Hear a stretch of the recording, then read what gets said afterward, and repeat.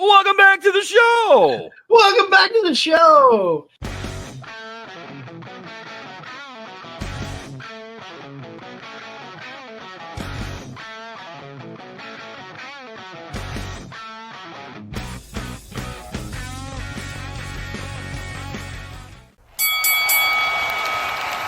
And now, your hosts of the Card Subject to Change podcast, the For Frequency's Sake Tag Team Champions of the World, the Wizard CZ, and Never Wrong Nick Bull.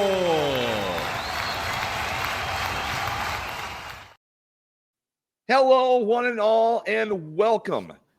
And of course, Happy New Year from us here at Card Subject to Change. We are the Card Subject to Change podcast, the podcast by the fan for the fan. Of course, we are powered by Low Pies Pizza, built by Durham Remodeling, colored by Ryan Allison Tattoo, and protected by Jared Zook of Country Financial. Glad to have you all aboard in 2025. This is our first official hello to you in 2025. I know we wish some of you Happy New Year if you caught the kick out, but this is our first broadcast of the 2025 calendar year. And we're kicking it off right here, as we'll get to here in a second. Of course, I am your host, Never Wrong Nick Bull. I would be remiss if I did not mention my tag team partner and co-host. We are the co-champs of the For Frequency's Sake Network, and we are defending champions. Wink, wink, nod, nod. He is the one. He is the only. He is the Wizard CZ. Wiz, Happy New Year. How you doing, bud? Happy New Year, Nick. I'm doing great. I'm excited because we are officially the only 7-star podcast in the business right now. And you can tell just by the name, we were in the Tokyo Dome, so we might as well get 8 stars for that. You know what? You're probably right, and we'll have to get into that a little bit later with our host, and I can't wait to talk to him about all things these couple shows that just happened over the weekend we're going to highlight, but really looking forward to seeing his take on the star ratings. And because you know what, it's a joke here. We joke a lot, and that's the joke in wrestling is, hey, Dave Meltzer throws out like stars like he's feeding birds bread at the park. I mean, he just keeps throwing them out. So is there validity to this? We'll find out. And I can't wait to dig into our guest's head, but go ahead, CZ, go ahead and continue. Yeah, I just before we really get into the point of the episode, I want to give a shout out to SCW Pro, who had an amazing show last night. Now, I'm going to say this tongue in cheek. It was the best show of the year so far. It was. They have an absolute, SCW put on a really good show to kick off 2025 last night. It'd been my first time back in a few months, and hey, it was a standing room only crowd. Over 300 people in the Bluegrass Community Center for that show last night, and it did not disappoint. 4 matches on the card, but I'm telling you, it was perfectly slotted, timed, and booked how they did it. 4 very different, unique matches in and of themselves, and a lot of good things coming out of last night. So head on over to our show page. We posted some pics that not only I, but CZ took from the show. Some interesting pairings in the Rumble. A lot of interesting things going on in SCW Pro, and just wanted to give props to them for an excellent show. I mean, hey, I don't think anybody walked out of there disappointed last night, Wiz. I don't think so either. And I'll give I know I gave an online shout out. I will give an on-air shout out to both 2 good friends of the podcast. Of course, Eric Esnai, current SCW Pro champion, celebrating his 25th birthday, 25th, I believe, is what he said yesterday. And our great friend and collaborator, one JT Energy, celebrating his 40th, the big 4-0. Happy birthday. I know JT didn't have the best of nights last night, but I'm sure he felt energized by doing what he loves, despite not winning the Rumble and despite walking away with a loss to Rip Studwell. I'll tell you this right now. I'll put over JT. He didn't get the job done last night against Rip Studwell, but we're glad to have him aboard for 2025 with the Cardi award-winning segment of the year that we get from JT. But last night was, I think, the best JT Energy has ever looked in his career. Yes. He may have hit the big 4-0 like you and I have a few years ago, but new ring gear looked great. He absolutely looked amazing in the ring. His physique has changed, and hats off to JT Energy because I know he's putting the work in. I see the check-ins, and he's an inspiration, man. He is now an inspiration to guys like me, guys like you. He's getting it done, and he may not have got the win last night against Ripped, but I'm telling you, man, JT, you look amazing. Best I've ever seen you look, dude. You look amazing. And you can just tell he's having the time of his life doing what he absolutely loves. Yep. Month in, month out at SCW Pro and around the Midwest. Nick, I am going to let you bring in our guest this week because I know you're excited. I'm excited to have him. I know you're excited to have him on, but tell us who we got covering Tokyo with us today. If you're a fan of our show, he is a repeat guest because there's probably nobody that I know in my circle of Wrestling Friends Network that really has the knowledge and the know-how of the new Japan pro wrestling scene. And I'm not going to put him on the spot. I know he hasn't been watching it as tightly as he has in the past, but his knowledge is far more superior than you and I just plugging in to something for a few minutes. So we wanted to bring an expert on, talk about of course, New Japan's biggest show of the year, Wrestle Kingdom, but that coincided with the show last night that you and I watched after SCW Pro, being Wrestle Dynasty, where all these different promotions, AEW, Ring of Honor, CMLL, New Japan Pro Wrestling, and Stardom all combined stars for a big show. Without further ado, our friend is a contributor to the WrestlingObserverNewsletter.com. He does reviews for AEW Dynamite and AEW pay-per-views for the Wrestling Observer Newsletter. Please welcome the one and only Ryan Howard back to the show. Ryan, how you doing, bud? What's going on, buddy? How are you? Happy New Year to you guys. Happy New Year. Happy New Year to you too. And I think a big Happy New Year to wrestling fans. I mean, there's no off season in wrestling, but it kind of kicks into full gear here right away when New Japan has their biggest show of the year, and AEW follows with talent on a show, kind of like a big super card of 5 different promotions. There's something for everybody. Like, I mean, even if you aren't AEW or New Japan, you got Raw coming up tomorrow, and it's wrestling fans are spoiled right now, man. So it's a good thing.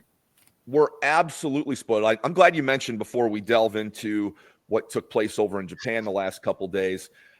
You know, how I don't know if you necessarily have to be a WWE fan to realize the broad and the scope of Raw going on to Netflix.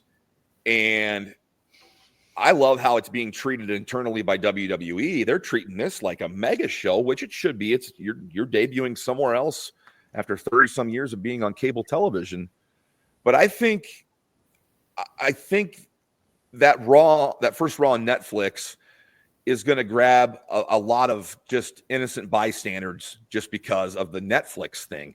I mean, is this bigger than we're building it to be, this Raw on Netflix, this first one? Now we know that The Rock is going to be there as well. I think so. I mean, you turn on Netflix, even if you aren't a wrestling fan, the home screen, it promotes WWE. So this is going to get more eyes on a show that would normally, they've been getting like 1.7 million on USA. I mean, who knows what ratings are anymore, because with streaming services, you really don't know. Because same with AEW and Max, that whole talk probably goes out the window, and which is probably a good thing because that's what everybody talks about is ratings. But right, people are locked in on deals. That's all that matters. They're going to be on TV for years to come. And this is going to get a lot of eyes, Raw is, and you get The Rock announcing beforehand. So that there's not a will he, won't he show up. You know he's going to be there, so that'll get more eyes on the product as well. So correct. I mean, I made the argument that 2024 may have been the best year in wrestling history, just with the popularity of it and just pop culture again, the numbers, the sellouts, the shows. I mean, I don't know what they're expecting for numbers, but I anticipate more people probably have Netflix than they do Peacock, right? Yeah, I mean, I would assume, right?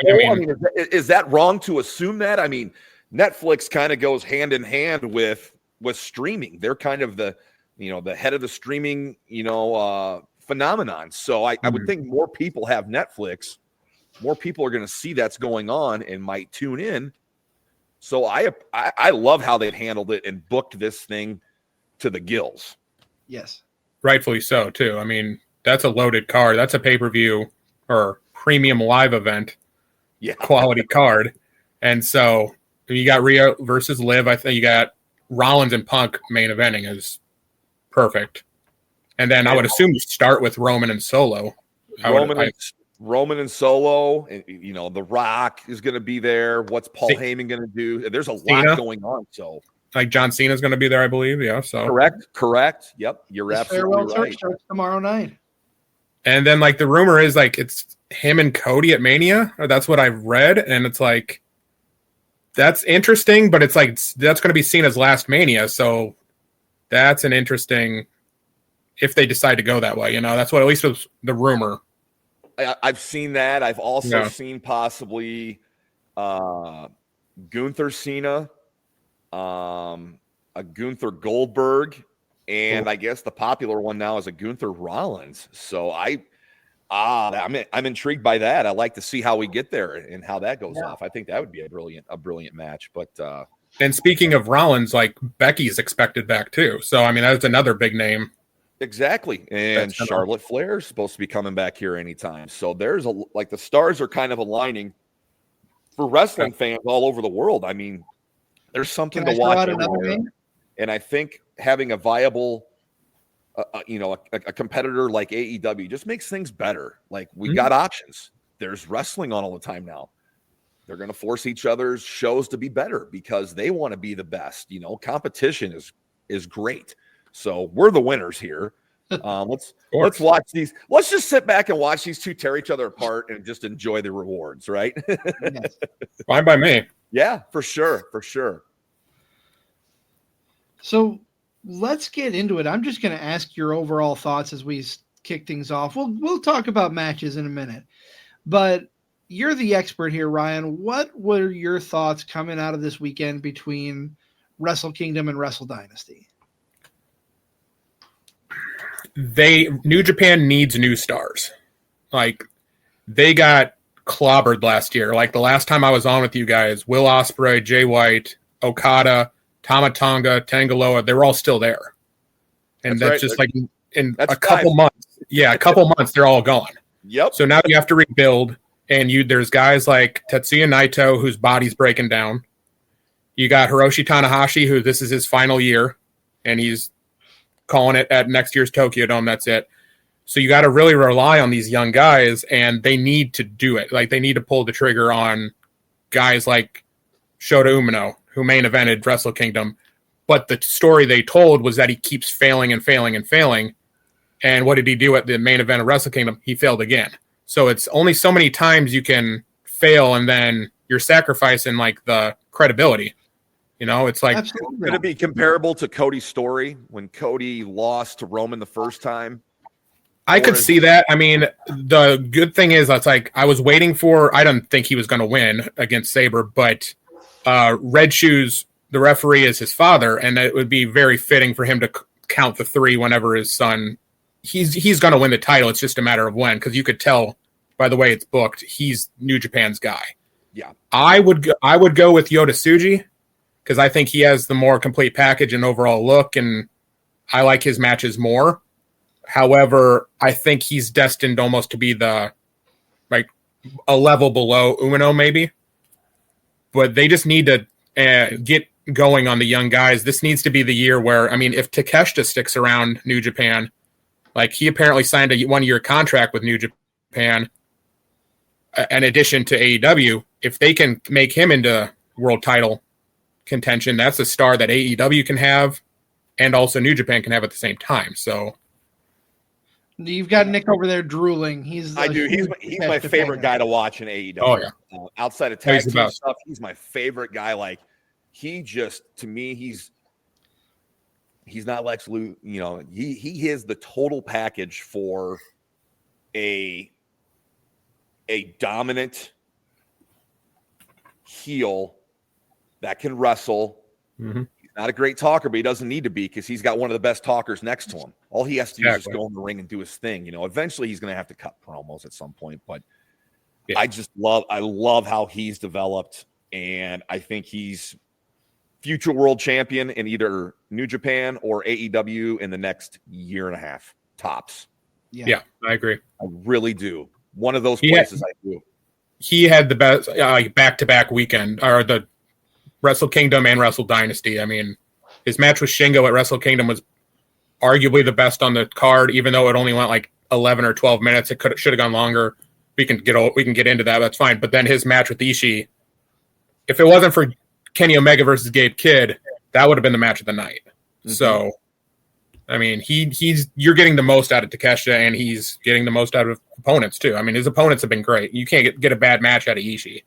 So, you're right about Ishii, but I thought that match against Takeshita was probably the best match of Ishii I've seen since his resurgence on American television, coming into AEW and being on TV. I was just like, wow, he's still able to go, and it still looks good, and it's stiff, and Takeshita responds well to it. I just thought those two were good dance partners together. I really did. Yeah, agreed. Now, we're talking about talent. I remember something we talked about last year, and that was the House of Torture. You were not a big fan. Is that are they still the redheaded stepchild over in Japan? They're still doing exactly what they were doing a year ago, and they were doing a year before that, and before that.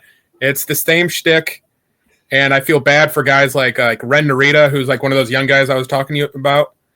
He has a lot of potential, but he's stuck in like that purgatory of you have a certain kind of match, and you're stuck doing the ref bump, weapons shot, low blow, and then sometimes it blows up in your face and you lose, but that's what he's been doing for like the past year. And he doesn't get much of a chance to show what he is capable of, because you're pigeonholed into doing the same thing. It sounds like they have a similar problem to a qualm that I have with AEW off and on throughout the last couple of years, and that's building new stars. It sounds like they don't really know, at least right now, how to do it, how to pull the trigger and get those new stars elevated to where they need to be. Yeah, I agree. Because even if you like with the House of Torture stuff, when Jack Perry came out, I forgot he was part of House of Torture. They never mentioned that. And that's one thing I was surprised they didn't mention more about Wrestle Dynasty on AEW programming, considering the amount of talent that they had going over there. Correct. But it's like maybe they didn't want people. I don't know if they didn't want people tuning in because Collision was on at the same time. But I mean, well, what was weird about it is like you have storyline the Bucks working from home, and then maybe they didn't want to talk about the Bucks being over there. I don't know. That was very weird. Like I thought it would be more promoted. Yeah, and then kind of like one of the biggest reasons I turned into Dynamite. Sure. And then when they at World's End, like when Kenny Omega returned, Tony Schiavone's like, "Oh, I wonder if he'll be in ring shape anytime soon." And I'm like, "Dude, he's already booked for January 5th." The world knows. Just tell the crowd. Yeah, just tell them. Like, I mean, unless they didn't want to but if you're an AEW fan, you're gonna you know pretty much what's going on with these guys. I mean, it is very weird that they didn't mention anything except Mercedes, her match against Mina Shirakawa. That was the only thing that was brought up on actual TV. So, well, that could also be because Mercedes is the most overpaid wrestler in AEW. Possibly. She earned her paycheck at the last few months. I'm going to tell you what. I'll say my Mercedes Moné thing, and then I have a fantasy booking question for Ryan when it comes to New Japan. I thought that was Moné's best match last night. Was I thought the best match that I'd seen of hers that she's had back. Really? Okay. Here's why. It kept my interest. Her other matches just don't for some reason. I've just never been a big fan of her. I respect the body of work and what she's done. I've just never been a fan of her. But I thought last night was one of her more intriguing matches. And I thought Mina Shirakawa was tremendous as well. Hats off to both of them, because I thought it was a very physical and entertaining match. Yeah, I agree. Like the first half of this year, like 2024, she was really struggling to find almost her place. And like, it was like, where's the old Sasha, the Sasha Banks that we've grown accustomed to? But this last few months, like the 2 matches against Chris Statlander and then the match at the Battle of the Valley with Hazuki were the 3 of her. If I had to rank her all-time matches, they would maybe be in the top 5. So, I mean, that's credit to her for having the quality of matches, but I agree, like, she needs to keep this consistent, because right now I don't think anybody can hold a candle to her in-ring wise. But, I mean, not eventually... not on that roster. Not on that roster right now. And they have a lot of good people, and they have a lot of good female wrestlers on the AEW roster, but it's like, you look at the roster, you have no idea who could beat her for the TBS title right now. Correct. Which I had a fantasy booking idea, but when that would have been Athena winning the pre-show on Wrestle Dynasty and getting a title shot against whoever she wanted, but that didn't happen. So I would have had her come in from Ring of Honor and have her 2-year undefeated streak go against Mercedes, and that would have been a good match, and maybe she could beat her, but I have no idea now. So maybe that's next. Maybe that's down the road. Maybe we're getting to that.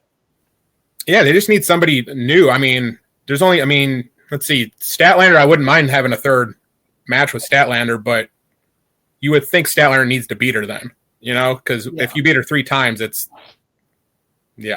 does a number on Statlander. Yeah, that kind of kills her momentum. Right. Yeah. Any momentum she may have had. Right. You mentioned earlier you brought up Yumino and Tsuji, and I pretty much agreed with what you said, where I like Tsuji's body of work better, but it just feels destined that Umino is going to be the star of the 2. Mm-hmm. Who would you compare those 2 wrestlers to American wrestlers, so fans could understand who these guys are and what they may become? Wow. That's Sorry. Yeah, I know. Yeah, give me time to prepare that one. That's a great question. When you brought those 2 up, I got to thinking, because I feel the same exact way. I think Tsuji's I think he's more complete. Yeah, I mean, I know you asked for like an American wrestler, but I mean, Takeshita is a great comparison, even though, I mean, he's an AEW guy, so I'm going to use that as an out. That's fine. Yeah, but he has the same size, same athleticism, charisma. I mean, he has everything, so I would compare those 2. Okay. And what about for Shota Umino? I mean, he's probably tougher. That's a lot tougher, because he's kind of unproven right now, I mean, he's not an overall high flyer, but they want him to get him tougher like a Moxley, but I don't consider him like a Moxley. Although he was the second to Moxley when he had his run in Japan, and that's the storyline they're building off of. So I assume they kind of want him to be similar to him. Okay. I mean, you have him coming in on a motorcycle 2 nights in a row in Japan. That was pretty cool. It was, the American Badass Undertaker of. I made that comment to Nick last night. Hey, yeah. If you got your hair dyed pink, you can do what the hell you want, and he did. He rode his motorcycle in. Yeah, I couldn't think of a wrestler for Umino. He's kind of It's a hard thing. I kind of put you on the spot there, but I mean, I couldn't think of one either. So, if I think of one, I'll get back to you on it. Awesome. I'm trying to think. Yeah, because that's a great question. Because I mean, he's not a bad wrestler at all.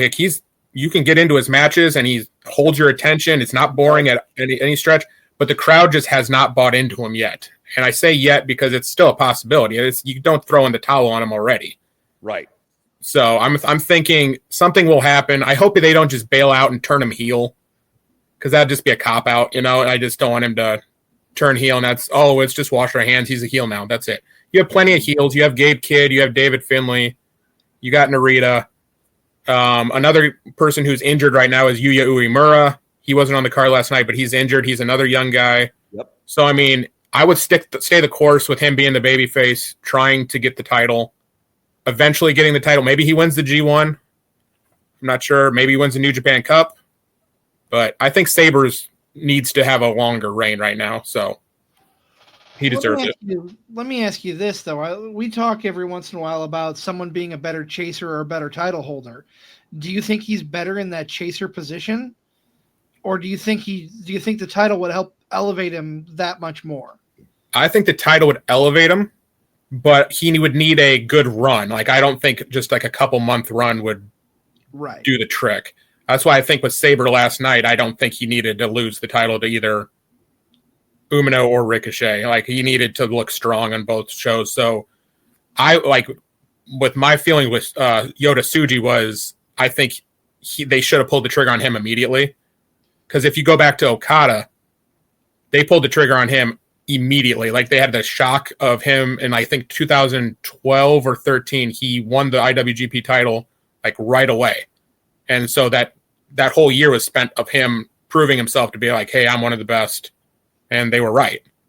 So, I mean, what's the problem if they did it again with the Yota Tsuji or Umino? Because right now, Umino's failed multiple times. Like I said, you don't want him to lose more and more, but you're going to have him win eventually. So right. And it seems it's almost ironic. You've got a wrestler like Zack Sabre Jr., who is the title holder right now. He can hold that title for another 6 months while these guys develop and get better in 6 months. So they're in a good spot where they've got a respected veteran champion. They can run with that for a while these younger guys develop, catch up, and then they can become big stars when they knock him off. So I think the longer that Sabre's the champ right now is probably the better it's going to be, not only for those guys, Tsuji and Yamino, but also for wrestling fans as well. And if anything, like, it's not just like Umino and Tsuji, but Gabe Kidd stock rose big time last night. He could be a guy. Let's go ahead and talk about that. I mean, we don't really break things down in order around here, and we skip around a lot. Let's go ahead and talk about what everybody's talking about. It was definitely the match of the card. Is it the match of the weekend? Yeah, for sure. And give a background of Gabe Kidd to people who wouldn't know who he is outside of this match, and how this match came to be. Part of Bullet Club War Dogs, the young stable, not just Bullet Club. Is War Dogs are usually are the top guys. I mean, the top young guys in New Japan, like your Clark Connors, Driller Maloney. Yep. David Finlay, Gabe Kidd. Like, these are the guys, the match workhorses, I would say. So Gabe Kidd, such a great heel, just almost authority character. So, like, when Kenny Omega is announced to return, he wants to steal that spotlight. He wants to, like, you left us. Like, screw you. You're not welcome back here. So I thought that was a great story they told there, was like when he took off his entrance gear, the New Japan logo was on his trunks. He's like, I'm New Japan, you're AEW. Like, screw you. Like, you know what I'm saying? So sure. I like the story they told there. Even though he's a heel, he did come off as babyface at times in that match. Even though Kenny's like a beloved hero in Japan, they did work that as Kenny was a heel at times. And even in defeat, like, it's one of those cases, like you said, with Umino maybe sometimes, but with Kidd, his stock rose, even though he lost. Is this like Stone Cold losing to Bret Hart at WrestleMania 13 loss for Gabe? It could be. Yeah, it could be. I mean, yeah, the visual definitely was with all the blood that they... I mean, you're losing to a respected person, but, man, the fans were with you at the end. And that's what made Austin, sent him into the stratosphere.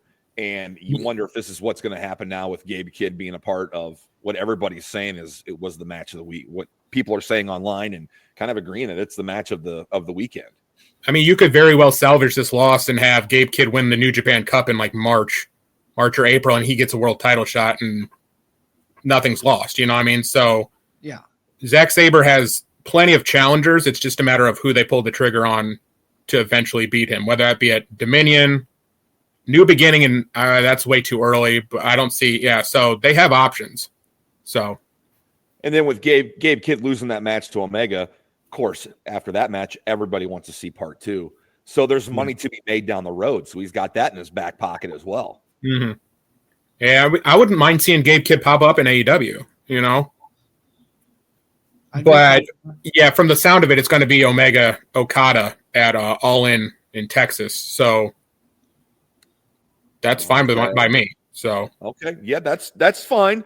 That's fine. I guess that, he said he's coming back home to take care of unfinished business.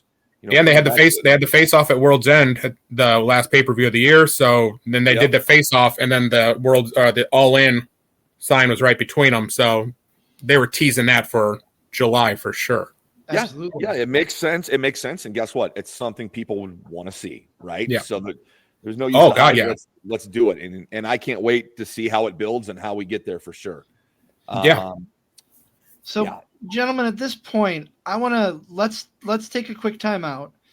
And Nick, if you're okay, we're the Card Subject to Change pay-per-view or pay-per-view podcast. We're doing pay-per-views now? What? We're on pay-per-views now. Yeah, my mistake. I want to do something a little different on the other side of the break. When we talk about shows, we usually break down our thoughts on each match. I don't want to talk about every single match this weekend because that's going to take forever. Okay. What I think we should do when we come back is have Ryan talk about the matches that people should go out of their way to watch. Okay. I think that's going to be the best bet. And just kind of reading the room, that's kind of what we're doing anyway. I think that's what we need to do for the rest of the show. Just kind of focus on who came out of this like $1 million, but looking like $1 million, smelling like roses, and what people should go out of their way to see. Sounds good. All right. That being said, we're going to pay homage to our fellow brethren on the For Frequency's Sake podcast network, not pay-per-view network. This is Card Subject to Change, the podcast by the fan, for the fan, the only 7-star podcast in the business. We are powered by Lopez Pizza, built by Durham Remodeling, colored by Ryan Allison Tattoo, and protected by Jared Zook, Country Financial. We've got the moment of focus coming up, but we'll be back with Ryan Howard in just a moment after this break. For Frequency's Sake has you covered on all things sports. From the squared circle to the hardwood and the gridiron to the speedway, we've got something for everyone. Walk down the aisle with the boys from Card Subject to Change every Sunday as they take a deep dive into everything pro wrestling. Head on over to the hardwood with Doug Green and Watching the W each week for all the news from the WNBA. Want more insight from Pit Row? Check out the Green, White, and Checkered podcast where they give their insight on everything happening on and off the track. Need your gambling fix? We've got you there. Dan Hancock and Gotham Gambling will help you cover the spread with the Golden Ticket Show. Football more your style? Explore the waters of NFL DFS with DFS Deep Dive with Brian Craighead and Jordan Kernan each week. More into the science portion of the game? The Professor John Bush and Dennis Michelson take you into their science lab and dissect your week in the data lab. Need to know who to start last minute? The network's flagship show, For Fantasy's Sake, is here in a pinch. The fellas come to you live every football Sunday from 10 to 11:30 Central with the week's best DFS, gambling, and lineup advice. And wrap up your Sundays with Joe Winkle and Nick Brinks as they come to you live with educated ignorance, looking at all the day's action. Not enough football on Sunday? Not a problem. Kick your feet up at lunch on Monday and slip into the football lounge with Mark and Dan while they look at the week that was in news, notes, and more. For Frequency's Sake, you know what we mean. Welcome back to the show. Welcome back to the show. We are the Card Subject to Change podcast, the podcast by the fan, for the fan. I'm your host, never wrong, Nick Bull, along with my co-host, the Wizard CZ, and we've got Ryan Howard on from Wrestling Observer Newsletter.com. He does the reviews for AEW Dynamite and, of course, the AEW pay-per-views. We've been tossing around pay-per-view a lot. We are not a pay-per-view, but we're talking about pay-per-views. We are. You know what should be before pay-per-view. we probably progress with the show, we probably need to focus our attention on the new birthday boy, JT Energy. Yes. I was just going to say, speaking of pay-per-views, he should be on a pay-per-view at some point. Let's see what we're focusing on this week with JT Energy. Welcome to a moment of focus with the feline phenom, JT Energy.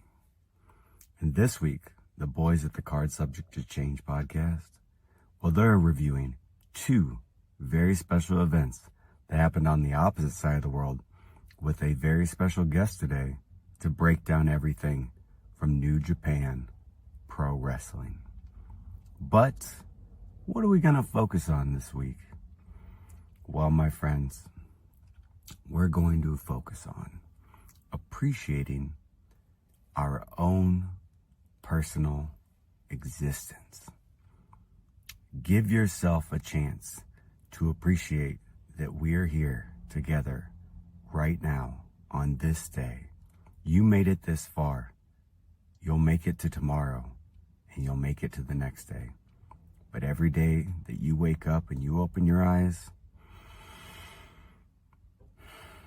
take that deep breath and remember, it's a good thing that we're all here. This, my friends, has been a moment of focus with the feline phenom, JT Energy. Always some great advice from our good friend JT Energy. Always good to focus on anything that he has to say. And again, big happy birthday. Yesterday had a big night with his birthday, and all the fans coming out with their signs to wish him that happy birthday was very awesome to see. Absolutely. Seeing him back in the ring in 2025 was great. Celebrating his birthday along with him was great as well. And we're glad to have him on our show as a part, contributor to a segment. We love to have him every week, and glad he's back here in 2025. We're back here with Ryan Howard. We are talking Wrestle Kingdom, Wrestle Dynasty. Took place the last couple of days, however you want to look at it, from Japan, kind of kicking off 2025 here in a big way. And Ryan, let's talk about some of those matches, either, matches that stuck out to you or matches that fans need to go out of their way to go watch if they don't have time to watch, the duration of both these shows. I'll start with Wrestle Kingdom. If I wouldn't suggest the main event if you didn't have 45 minutes to spare. I don't think the main event should have gone 45 minutes. It could have easily gone like 28 or 30 and been perfectly fine. So it was fine, but if you're going to seek out a match on Wrestle Kingdom, I would go Takeshita and Shingo. That's a 12-minute. It felt like a sprint, even though it's 12. I mean, 12 minutes, you want more from them, but it felt like it accomplished what it was meant to accomplish, Yep. And so I took notes too, man. Yota Tsuji, David Finlay would be my other recommendation on Wrestle Kingdom, because that way it's like if you're not familiar with David Finlay or Yota Tsuji, and if you're new to New Japan, it's a top heel young guy in David Finlay and a fiery baby face in Yota Tsuji, who came out dressed like top to bottom like a bright red Undertaker. Like with the red hat, and it's like a mix between Undertaker and Carmen Sandiego. Like he was. Dick made that comment. I did make that joke. You did? It came out of it. That's what I thought of. I thought, I'm like, man, he looks like Carmen Sandiego. Exactly. But I mean, there was the women's match was Mayu Iwatani versus Azumi, and that only got like 7 minutes, but it was like an all-out sprint. So if you want good women's wrestling, and if you're not familiar with Japanese women's wrestling, seek that match out. I think it went like second or so. Okay. And everything else on Wrestle Kingdom was hit or miss. I mean, if you want like bad wrestling, watch the Rambo, the pre-show. Okay. Because that was just brutal. It was like 35 minutes of old guys from the past mixed with guys who just weren't on the card, like a Sonata or Taichi. Great Khan wasn't on Wrestle Kingdom. He was in it. But it was mixed with veterans like Kojima, Hiroyoshi Tenzan, and that part's like sad because a lot of these guys aren't moving very well. Like Kojima still does, but it's like Tenzan struggles to move. Sure. You got Yano, Togi Makabe, Yuji Nagata was in it, but it was like very, very slow and boring. So if you just want boring wrestling, I suggest that one. But So before you move on, Ryan, yeah. Boring aside, for those who don't know what the Rambo is, talk about the concept of the match and what people would see normally during this match, because it happens every year. Yeah, it's always on the pre-show, and it's just to get the crowd going, and it's essentially their little mini Royal Rumble, where, like, last night it was randomly like 17 guys, and usually it means nothing, but last night, or Wrestle Kingdom, was a world title shots on the line. So they really upped that, and Hiroyuki Goto won, and it's going to be his first world title shot in, I think, like 9 years, they said. So, I mean, he's going to be, I assume, next in line for Sabre. So it'll be a good match. But it's one of those things where it's usually just a real mixed bag of guys from the past and guys who aren't, current guys who aren't on the card. It's just a way to get them in front of the Tokyo Dome crowd. See, and it's kind of like the Andre the Giant Memorial Battle Royal. Just get people on the card who aren't one of a match. Yeah, but instead of like everybody starts in the ring, it's just the Royal Rumble, and they come out in like 60-second intervals, I think, or even less than that. So you can't really get into it much, but it's one of those things where it gets the crowd going. It does its job. But last night, or the Wrestle Kingdom, was just, it was brutal. It's a little bit different too. Can't you get eliminated by pinfall or submission as well as going over the top? Yeah, that's really what it is. It's over the top, pinfall or submission, and that's really, I mean, guys get eliminated quick. They pile on top of each other to have quick eliminations to clear the ring, and one of those things. So it was interesting they put a world title shot on the line, because considering everybody who was in it, but Sabre needs opponents, so Goto will be more than fine. Right.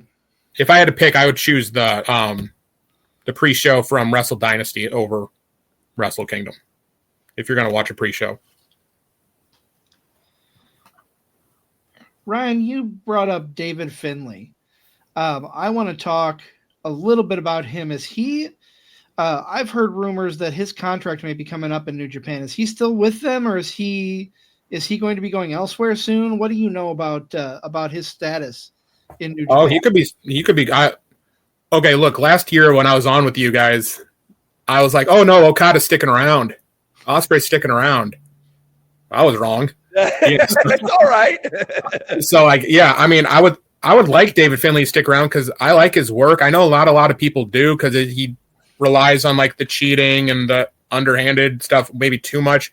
But I thought the last 2 nights he's had great matches and shown that if he's consistent enough, he could be a top guy, at least for a little while. He could hold the world title easily. Mm-hmm. If he does leave New Japan, where do you see him going? Because he does kind of have an in with the WWE with his father. But he would also, I think his style would fit in more in AEW than WWE. Where would you see him? Yeah, I agree with you completely. Like almost selfishly, I want him to go to AEW so I can review his matches. Right about him. Yeah.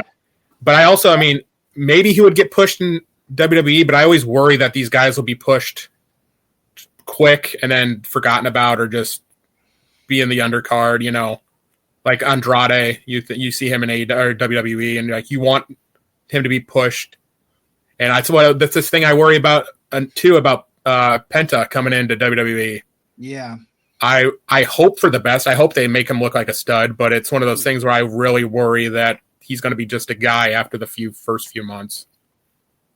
I hope I'm wrong on that one, because I want him to succeed more than anything. I had that feeling too, and I hope we're both wrong. I want to see him excel there as well, and I'm going to be interested to see how they handle him and what they're going to allow him to do and what he can or can't do, type of deal. But it's going to be interesting to see. But I agree with you on David Finlay having a good weekend. I thought the Finlay Brody King match was just two guys beating the crap out of each other, and it was fun. It was entertaining.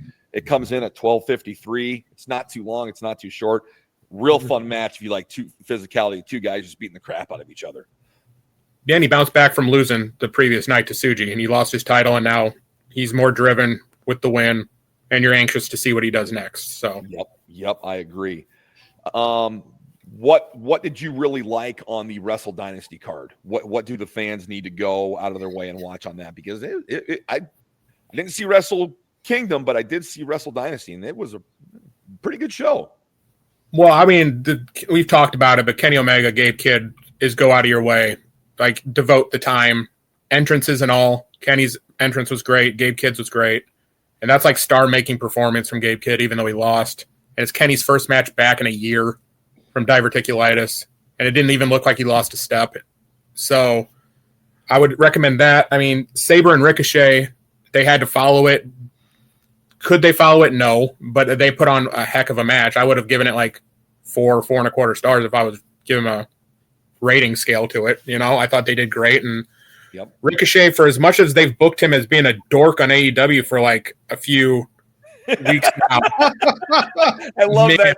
I love that. Man, they really turned the corner with him last week, though. Like when he snapped and lost his mind and started stabbing Swerve with the scissors.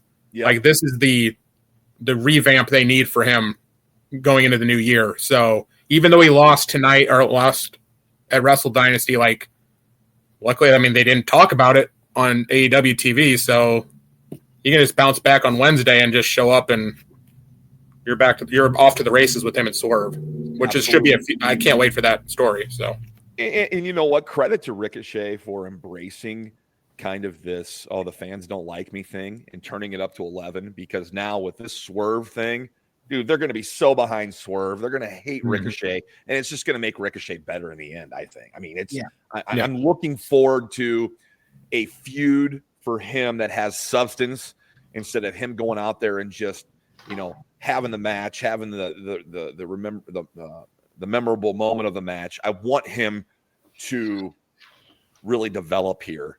And if it means him being a hated guy, then so be it. But I'm here to see that. I want to see that because I think Swerve's going to bring the best out of him.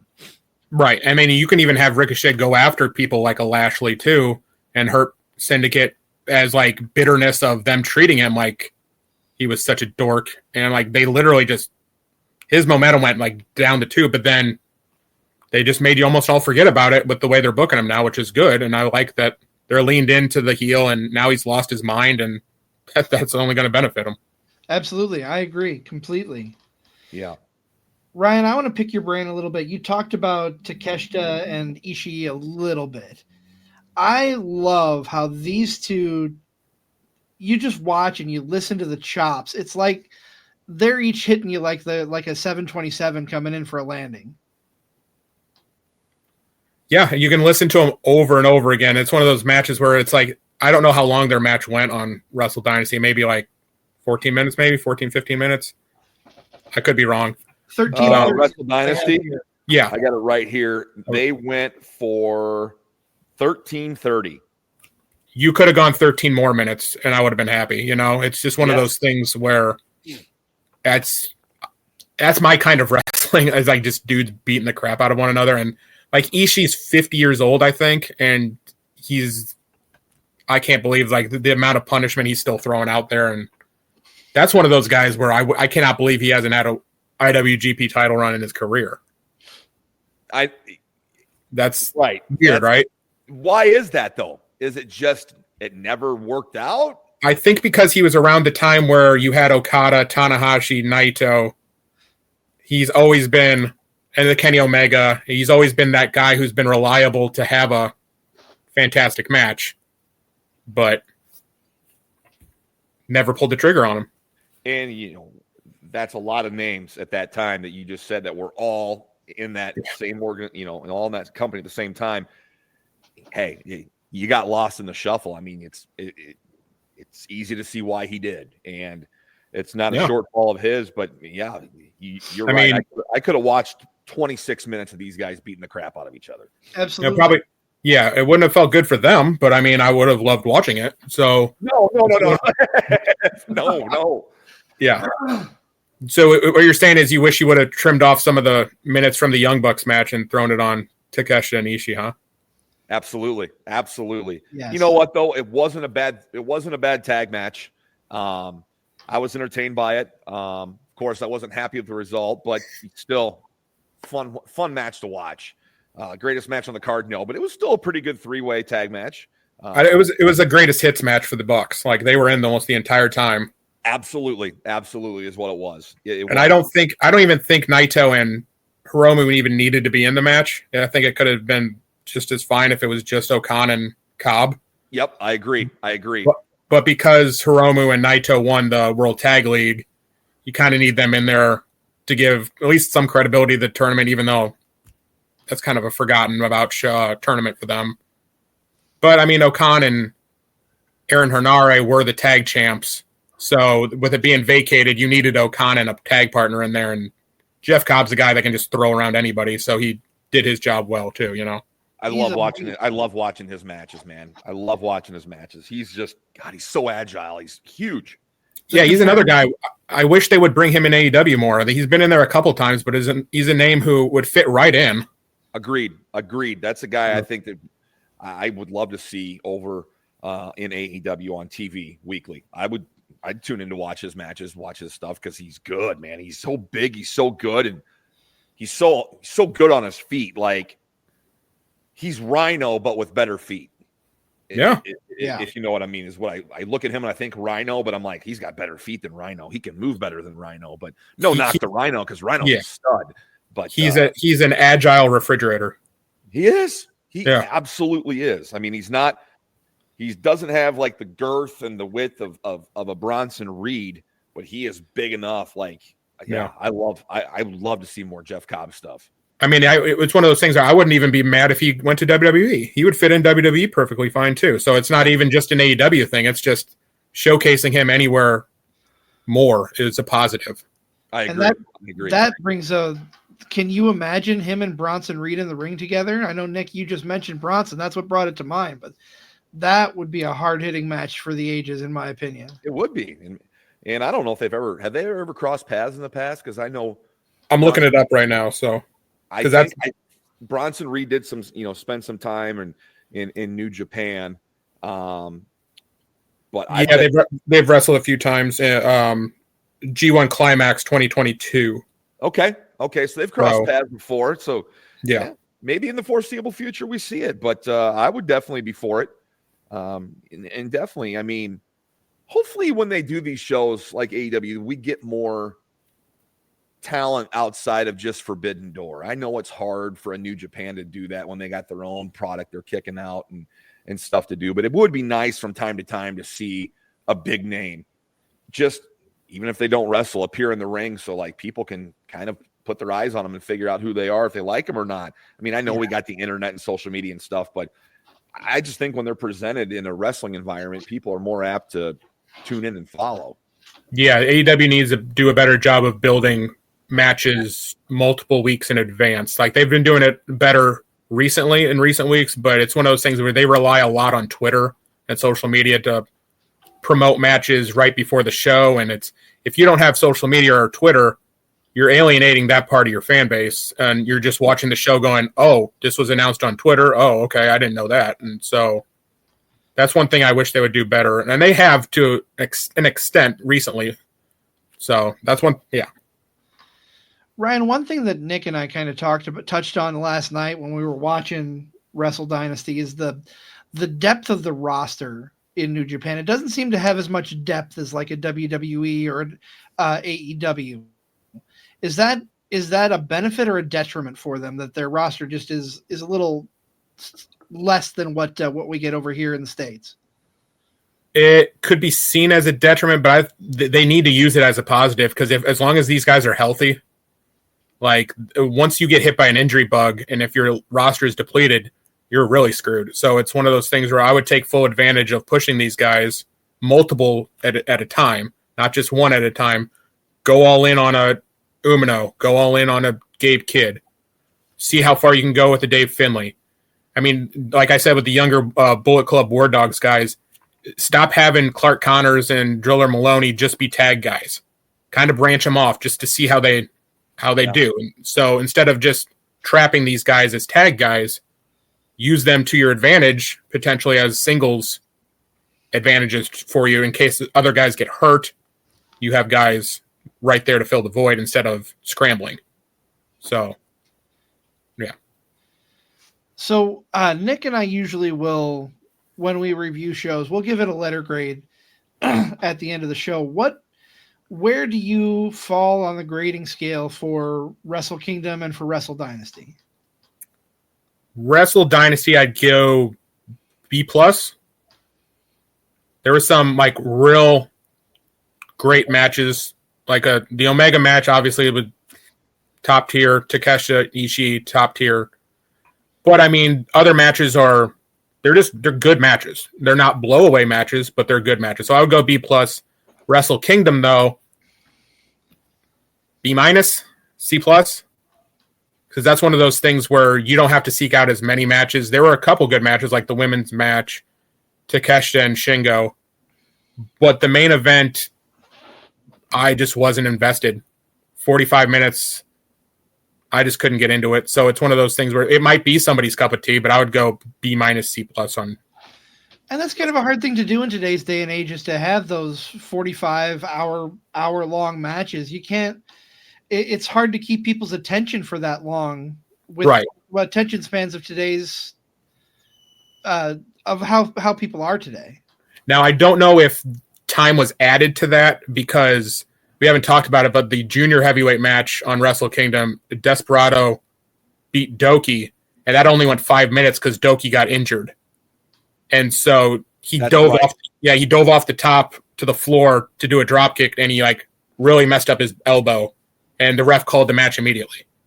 So maybe that would have been like extra time added to Sabre and Umino, but then again, you don't have a set time to be off the air for a New Japan show. So you wonder maybe that was going to go 44 minutes regardless.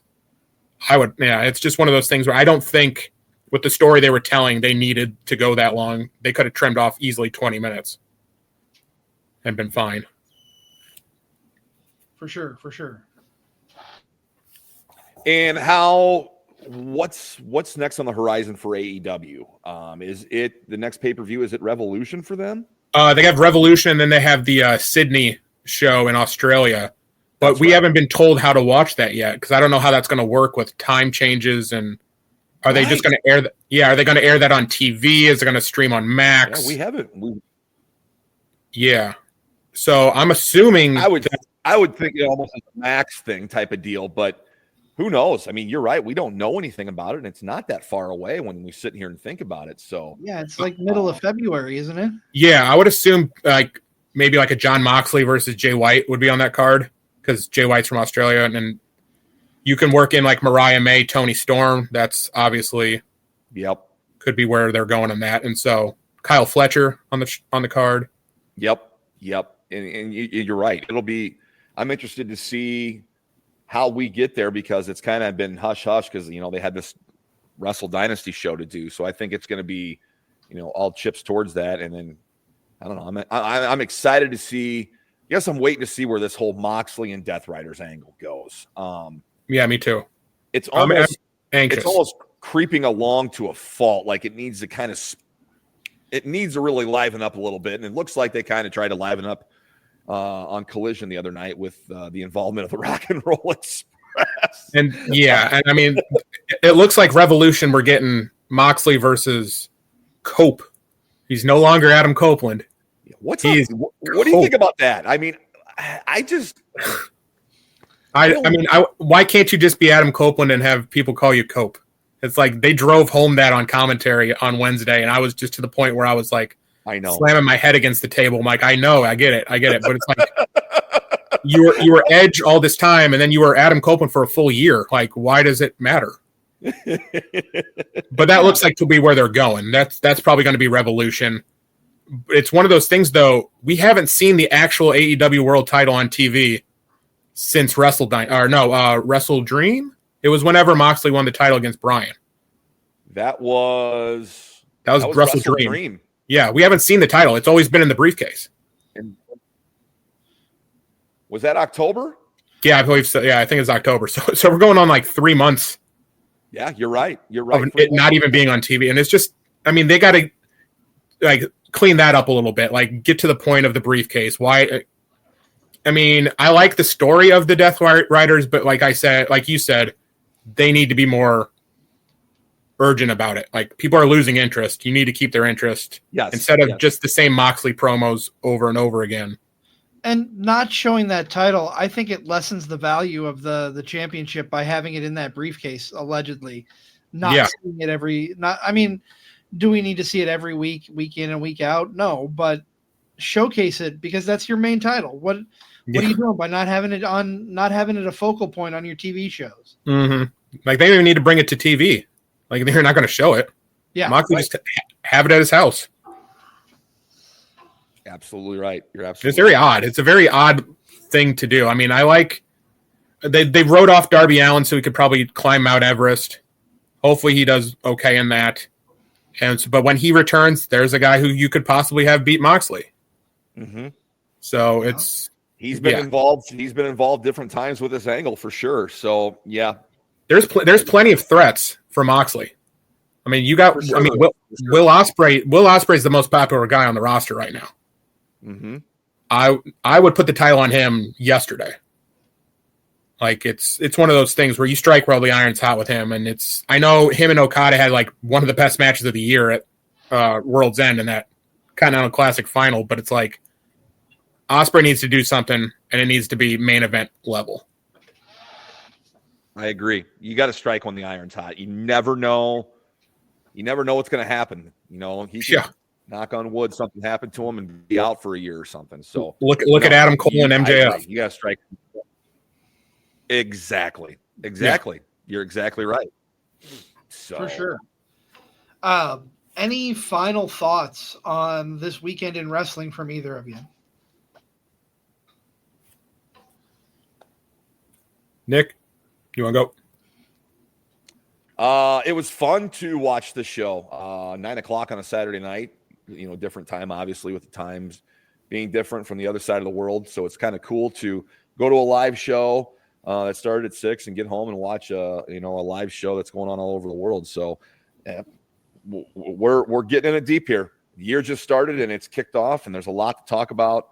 A lot of good stuff so far, and I'm happy to know that. It's good to see that we got a lot of year left, and there's going to be a lot of good wrestling. Got a lot of good stuff in wrestling this year. Yes. I mean, to bookend my Saturday by watching one Japan show and then ending it at 9:00 at night through, I lasted till about 1:30 in the morning with another show. Yeah. I'm never going to complain about that. And then you got Raw. Even though I'm not a big WWE guy, I don't watch every single week because 3 hours is a lot for Raw. I agree. Me. Yeah. And now that SmackDown's 3 hours, I can't do 3 hours. And so on top of all of the AEW stuff too, we're spoiled. Like wrestling fans are spoiled, and that's a positive, but it's also maybe a negative too, because we get so much that we have to pick and choose, and we only have a certain amount of time. So you miss some stuff. So you have to rely on others to maybe suggestions to what to seek out. So absolutely. Well, Ryan, we, as always, appreciate you coming on, giving your expertise and your opinions. So thank you so much. And obviously we'll have you back. Yeah, for sure. You know, whenever and anytime you want to come on and talk AEW, I know you cover the pay-per-views. You're more than welcome to shoot the crap with us here over the pay-per-views. Just let us know. Yeah, for sure. I'd be happy to be on. So whenever you guys want me, I'll show up. So always a pleasure to talk to you guys. Love to hear your thoughts and stuff. Love to hear your thoughts and views on wrestling for sure. And we'll definitely get you booked to come back and do an AEW show this year. Maybe two. We'll see for sure. But we want to thank you for coming on here. Really appreciate it, Ryan. Yeah, man. Thanks for inviting me. It was a lot of fun. Absolutely. That is going to wrap up this edition of Card Subject to Change. We will see you on Wednesday for another episode of The Kickout. We are the podcast by the fan, for the fan, powered by Lopez Pizza, built by Durham Remodeling, colored by Ryan Allison Tattoo, and of course, protected by Jared Zook of Country Financial. We'll see you next week right here on Card Subject to Change.